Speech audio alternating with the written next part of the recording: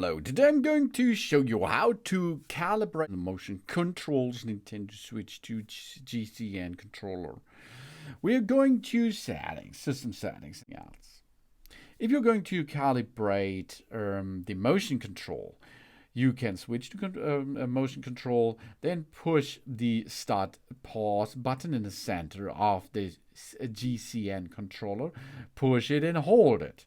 That means in this case, you can lay it down to your desktop, for example, and let it chill until the calibration is completed.